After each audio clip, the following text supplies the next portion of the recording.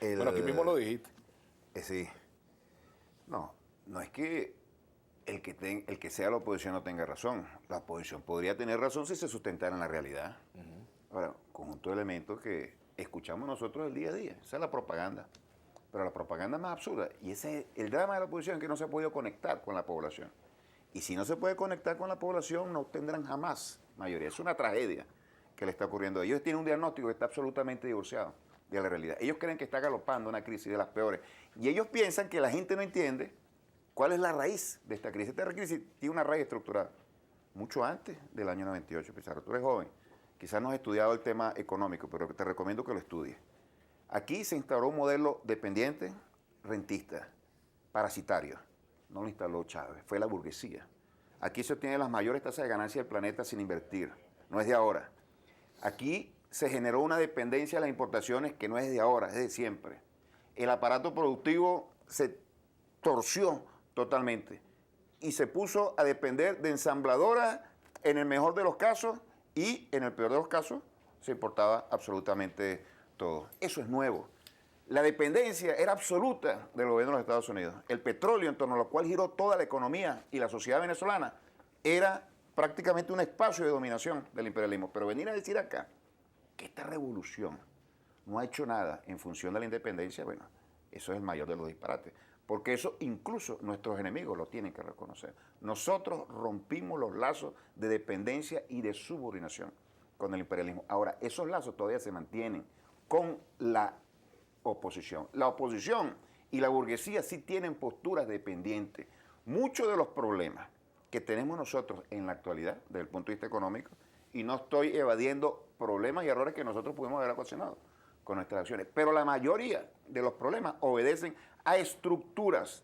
Cuando tú hablas de dependencia, habla de la dependencia en la Cuarta República. Cuando tú hablas de potencias imperiales explotando a nosotros, habla de lo que existía en el pasado. Cuando tú hablas de los culpables de lo que está ocurriendo en este país, habla de la burguesía, que no solamente ha tendido, para finalizar la idea, una conducta parasitaria, sino que también tiene actores, operadores políticos que son sus voceros y vienen a hacer críticas sobre la base por un tema de la realidad, Farías. Ilusiones. Un tema básico de la realidad. Cuando ustedes llegaron al poder en el año 98, yo tenía 10 años de edad. Pero no hables en persona, tú vienes a representar a la oposición. 16 años después. Tú vienes a no puedes representar a la seguir oposición culpando acá. a los 40 años anteriores. Rentismo petrolero, sin duda. Aquel modelo económico fracasó y por eso generó el Caracazo y por eso generó que ustedes llegaran al poder. Ahora, 15 años, 16 años después, seguir culpando el modelo económico atrasado cuando ustedes han potenciado la importación, cuando ustedes han potenciado el rentismo, cuando ustedes han acabado con el campo venezolano, cuando ustedes siguen privilegiando las empresas de maletín que se robaron 20.000 millones de dólares en este país, no dicho por mí, dicho por Giordani,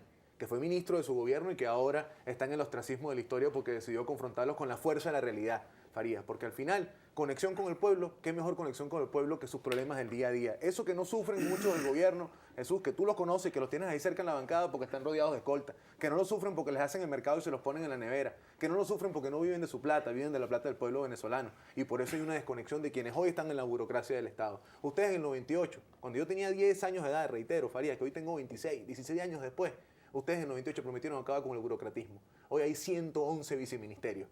111 viceministerios para resolver un país. Ustedes prometieron acabar con la corrupción. 20.000 millones de dólares en licencias de importación y en tráfico de divisas. Ustedes prometieron acabar con la exclusión social. ¿Cómo están hoy los barrios? ¿Cómo están? ¿Se han disminuido los barrios? Por contrario, cada día hay más asentamientos que no están ni formalmente establecidos, ni tienen los servicios necesarios, pero además para ustedes se convierten en estadísticas. Cuando desde el poder, el problema del ciudadano, el problema del día a día, no es el problema de Félix, un pescador que a nosotros nos dijo en Cabimas cómo lo sacaron de los puertos y después cómo lo sacaron de la industria petrolera y ahí está en una casa viendo cómo mata a Tigrito. Esa historia que tiene nombre y apellido y así como Félix hay millones de personas en el país, cuando ustedes se le convierten en estadística es la peor desconexión que pueden Pero tener. ustedes no tomaron en cuenta la ley de pesca que reivindicó, sino todo lo contrario, dieron un golpe de Estado. Ya que tú estás hablando en tu nombre propio, pero después confunde con la oposición, entonces yo te voy a hablar en estos términos. Mire, hermano, los campos venezolanos fueron abandonados en el siglo XX. Eso lo sabe hasta cualquier persona que haya nacido en el siglo XXI. Tienes que leer, hermano, tienes que leer, no solamente tienes que leer lo que dicen los discursos de los opositores, tienes que leer lo que se escribió sobre la historia venezolana para poder comprender, porque dentro de tu confusión, seguramente hay un desconocimiento muy importante. Acá, ¿quién respetó los derechos sociales de los pobres? ¿Quién invirtió la mitad de la renta petrolera para el pueblo? Algo impensable antes. No fueron ustedes, ni ahora, ni fueron ustedes cuando estaban gobernando en el pasado. Fue el gobierno del comandante Chávez.